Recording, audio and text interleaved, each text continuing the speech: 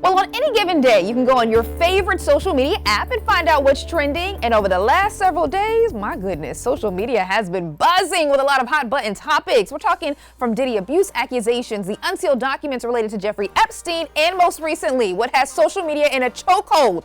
Cat Williams' interview with Shannon Sharpe. If you don't know what I'm talking about, just get on social media. Now, while this can all be entertaining, it's important to know how to figure out what's real and what's not. And so for that, we brought in our digital strategist, Roshonda Pratt, The Ro Show. Good morning. Good Glad to be here. morning. Happy New Year. Happy New Year. Like, social media came in hot in 2024. Seriously.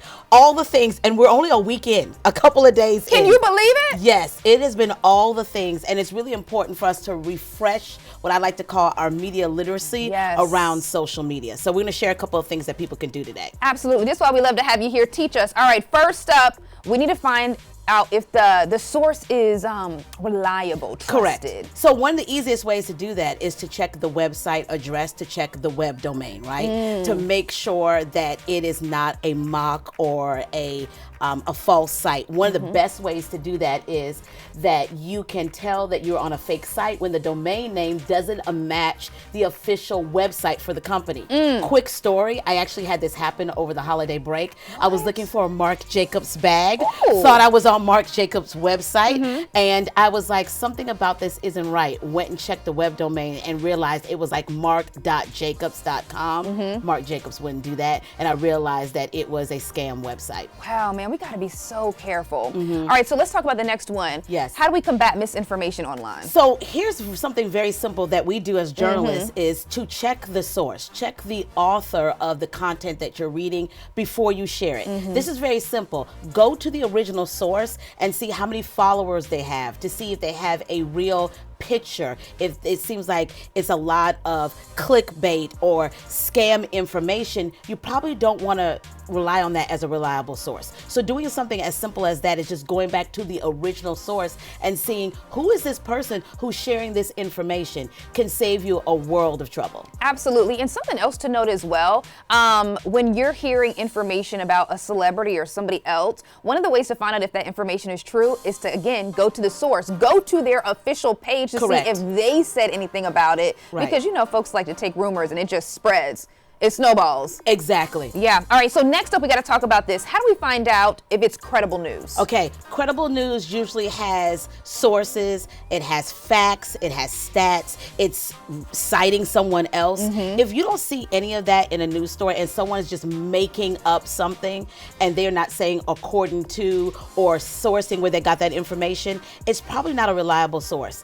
And here's what I'm seeing a lot in these digital streets. A lot of people are just saying things because they heard it from somebody else, who heard it from somebody else, who heard it from somebody else, and it's not even true. So really do your due diligence to check the facts in the story and say, okay, does this line up? Where are they getting 95% of people don't use social media? Well, where's that coming from? Is that true? Really start to question what you're reading. Absolutely, and that's going to be extremely important, especially as we have the election coming up. Correct. Woo, because a lot of misinformation is spread that way. So I'm so glad that you pointed that out. All right. This is my favorite one.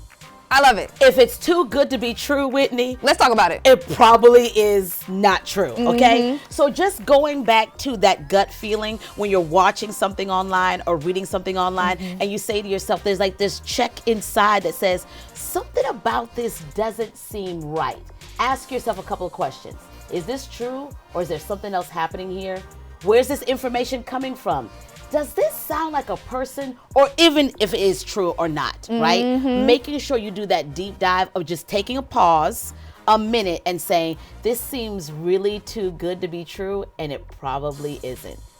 Yeah. That you know, you want it to be true. Yeah. But you can feel it. Listen, I want to be able to say that $5,000 is just going to drop into my bank account if I share this, or Apple's going to give me a new iPhone if I like this post. But 9 times out of 10.